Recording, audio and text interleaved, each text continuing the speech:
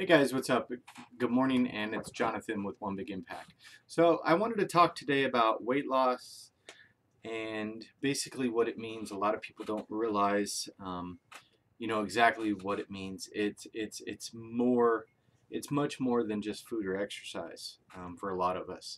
A lot of us are going through different things in our lives that have put us in a position to where we have been faced with challenges and unfortunately, food has become, one of our outlets. I'm not saying that's for every one of us, but for a lot of us, um, and that could be traumatic experience. That could be lots of different things. So I'm going to cover a few things. Don't mind my shirt, beer me, but I'm going to cover quite a few things here, and I just want to kind of touch on them because I think they're really important. So first thing is it's a mental game, and you have to win the mental game. You're going to find yourself a lot of the time struggling with the idea of weight loss being just a numbers game. I have to watch what I eat. I have to make sure that sorry about the reflection. I have to watch what I eat. I have to make sure, that I'm exercising and stuff like that. But you have to get out of that mindset because those are kind of the easy things. A lot of the times, yeah, meal prep takes time, but meal prep doesn't weigh on your mental status. In no way, shape, or form does meal prep get you upset or emotional or angry. I mean, it may a little bit, but for the most part, you're going to experience that you just have to put a little bit of time aside for exercise and meal prep and stuff like that. So those are the easy things. The the more difficult thing is the mental aspect of weight loss. And we're going to cover tons of things here, and I'll try to keep. Let's see what my time's at. About 2 minutes so far. So I'm going to try to keep this down as far as I can on the number scale as far as the amount of time that I talk. The next thing is food can be your friend or your worst enemy. A lot of people don't realize that don't have weight issues that food food can be a really great thing because you can use it obviously to fuel life and things like that. But it can also be your enemy because food can be a very bad way of being able to express your feelings, whether it's through anger, frustration, emotions, depression, anxiety, feelings of worthlessness, self-conscious, a lot of things that people don't realize that can be a very real reality for many people with issues with food. So you want food to be your friend in the sense that you want to be able to sustain life and you want to be able to, live a healthier future and a long-term future. So friend can in that sense, you want food to be your friend, but you don't want food to be your enemy because you don't want to use, today's sugars and carbohydrates and all the junk and stuff like that as a fuel, for issues that you're going through, whether it's stress or, family issues or traumatic experiences or whatever. You have to remember that food is not for that. Food was created seriously just to sustain life. And unfortunately, with like all the fast food and all the sugary garbage and stuff like that, we're not feeding because of hunger. We're feeding because the things that we're going through. And of course, with the like increased pressure of today's society, you need to work, work, work. You need to pay more bills. You need to do this. You have to push to succeed. You have to be the greatest parent you can be, blah, blah, blah, blah, blah. And it's just like the weight of that can be extremely overwhelming. So a lot of people, will feed themselves not for life and purpose. They will feed themselves to kind of get away. So food can be a drug for a lot of people, and a lot of people don't realize that they're taking that drug. And like sugars and stuff like that. Why do you think we keep going back to certain places or keep refeeding ourselves with certain supplements and things like that? It's because it can very well be a drug. It's just like a drug, when you're feeling down, if you're doing drugs or whatever, you go do that drug and then you feel good again. Well, a lot of people use food like that. They feel down or they're going through problems and they will go eat that food and then they'll feel good again. temporarily, obviously, just like a drug. So you have to keep that in mind. You don't want it to be your enemy, you want it to be your friend. And to be your friend has to treat you kindly and show you respect and be able to benefit and flourish from using that. And if it's not, then you're treating it as your enemy. So you got to stop that. The next thing is you got to change the way you look at food and use it as fuel and need to sustain life, obviously. So back a couple hundred years ago, not that I was around, but think about it like hunter-gathering and stuff like that. A lot of those people had a couple food choices. They had whether it was meat or it was vegetables. And vegetables obviously came a little bit later and were a little bit more scarce, but we had like wild berries and stuff like that, that we could eat. But recently I watched a program, a documentary that they did in Africa, and it was on a tribe. And what they were doing was checking the caloric levels as far as, because they were still hunter-gatherers. So this tribe was actually going out every day. The women were gathering vegetables or berries or whatever they could, still to this day in 2017. And then the men were going out and killing animals and stuff like that. So they kind of wanted to measure, whether those people in that tribe, extremely more active, were actually burning more calories than, say Americans that have a much more sedentary lifestyle, even on the high active level of the Americans. And what they found out was actually that you were burning about the same amount of calories as the people running after food and stuff like that. So but they were obviously very thin. There was no obesity, things like that. So what they came to the conclusion was that these people, because they were provided only with the food that they could catch, the only difference between them and us was the fact that they weren't overeating. They weren't eating refined carbs, sugars, and things like that. They were not stopping in a McDonald's. They weren't doing any type of thing like that. So you have to keep that in mind. Not only were they not overeating, but they were not eating any crap either. And, there was people in the tribe that were 50, 60 years old, have never left that area. So they've never been susceptible to that type of food.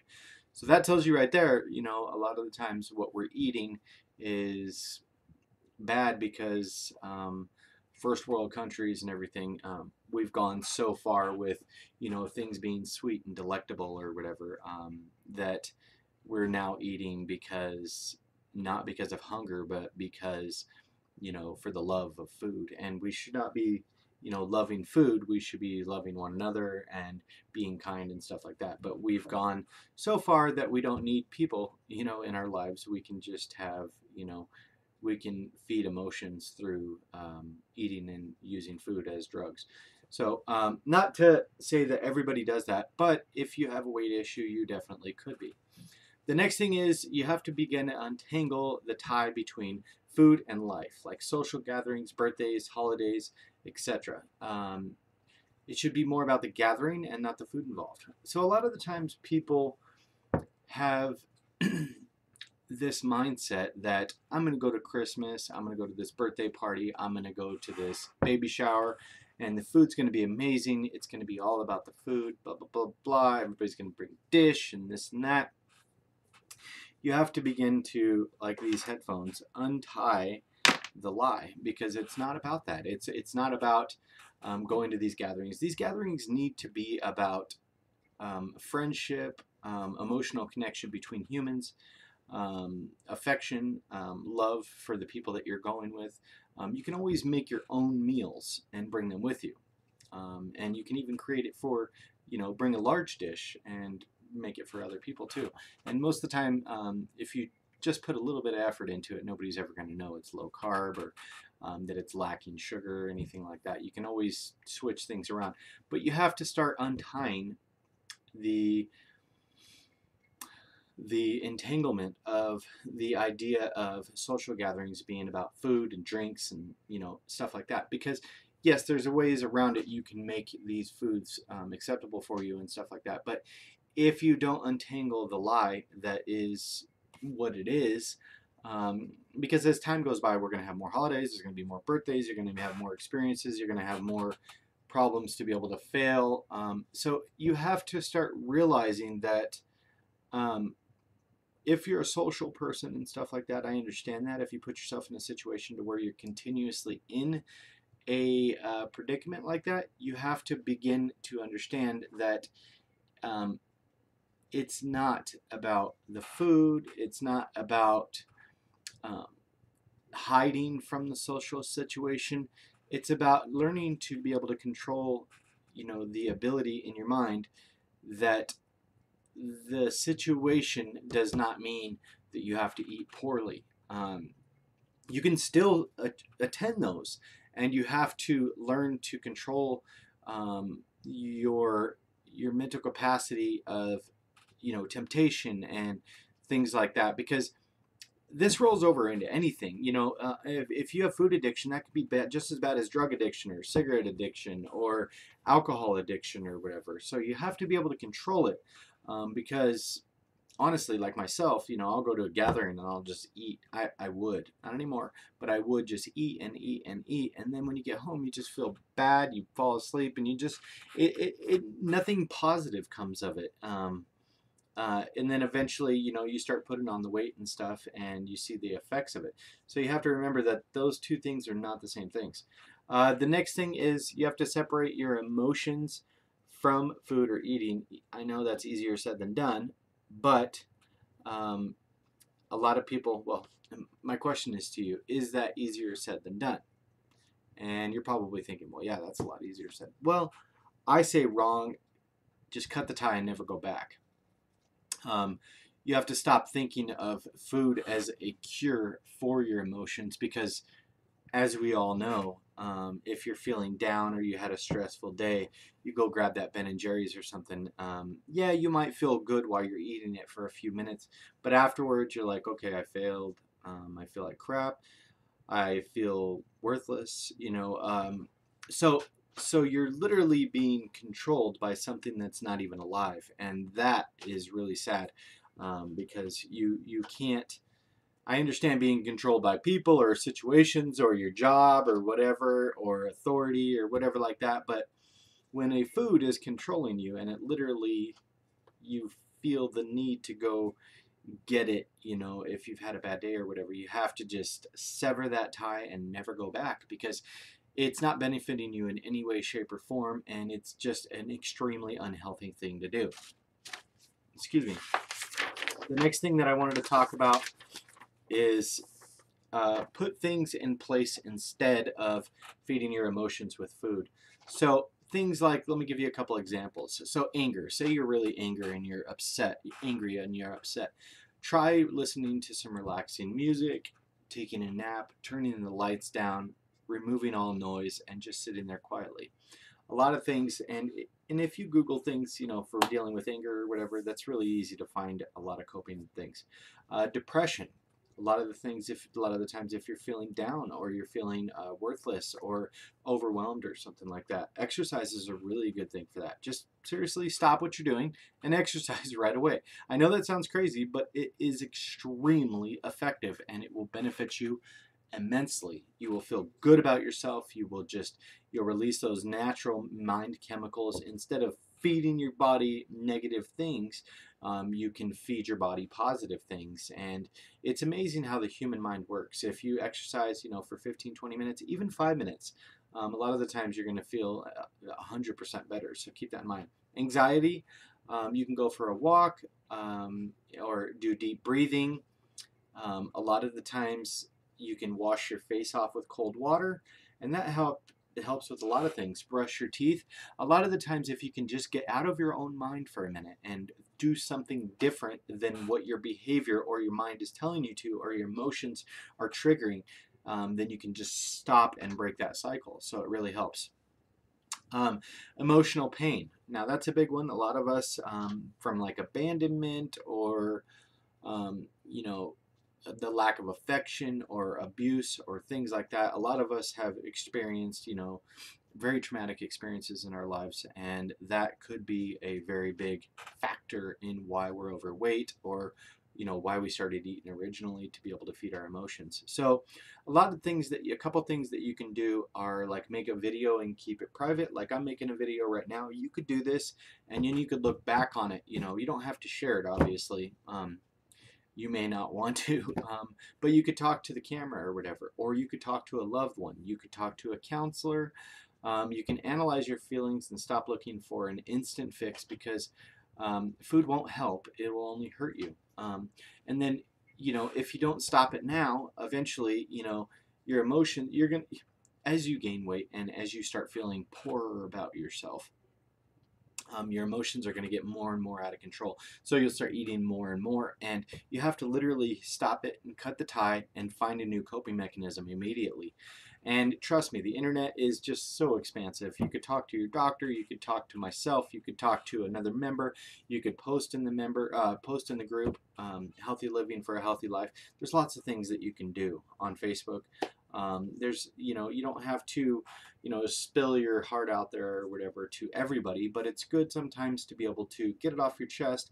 And that's why I would prefer personally to be able to make a private video and just go back through it as I grow and get stronger. The next thing is self-belief. The single most important factor is believing in you. When no one else does, others' beliefs don't matter. So you're going to get people that don't believe in you. You're going to get people that say constantly and continuously, you can't lose weight. You can't do it.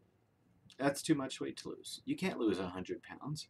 You can't lose 500 pounds. You can't lose 20 pounds. I mean, look at the way you eat. You know what I mean? Like, you'll get people that really try to derail you and drag you down, and they're extremely negative people out there. But the important thing is that as you grow stronger, you're going to realize how little you need those people around you, because if they're not helping you succeed, then they're helping you fail, and they need to leave. And I've blocked a lot of people out of my life, and I do not regret that, like, at all. In no way, shape, or form do I feel bad about putting people out of my life that were not helping contribute to my success and moving forward to create a better, most certainly be the best version of myself, because if they're not contributing to that, there's really no reason to have them around, because we evolve constantly into new people as we get older and more mature and things like that. So if you're at that point, it's okay to say goodbye, to people that have not helped you grow. The next thing is never listen to other people's opinions, because about what you can or can't accomplish, because it's not even reality. A lot of the times we can believe it, we'll take it in and we'll harness that really negative vibe or energy, and we'll hold it on and we'll let it stir around, and it's like, letting a fidget spinner go crazy inside you, and it just tears everything up or whatever. So you have to say, you know what? I appreciate, what you're saying or whatever, but unfortunately, I don't feel like that is an accurate opinion of what I can accomplish or what I can achieve. So please just keep it to yourself, and you don't have to say, or I'm going to get you out of my life, because that can really cause problems or whatever. But keep in mind, a lot of the times if you speak up, people will shut the hell up and they'll leave you alone, and they'll stop, projecting negativity or false opinions on you. So definitely keep that in mind. The next thing is that you have to realize that you have transformed into a new person, and you've left the old behind you. So basically, turn around and wave goodbye.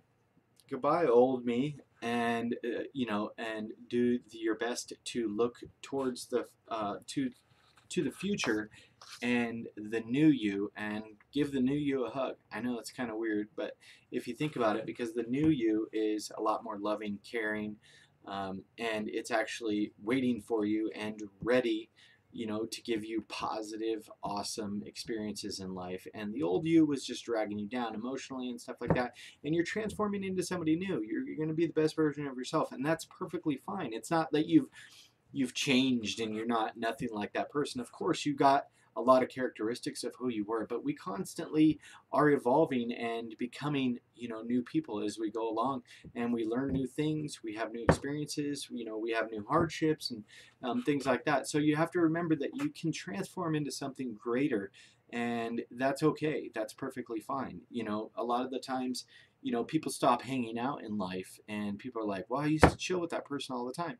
Well, you evolved into somebody new, and that's why you don't. So by evolving into somebody new, you have to realize that that transformation is perfectly acceptable and okay, if you're working towards being a better and newer you.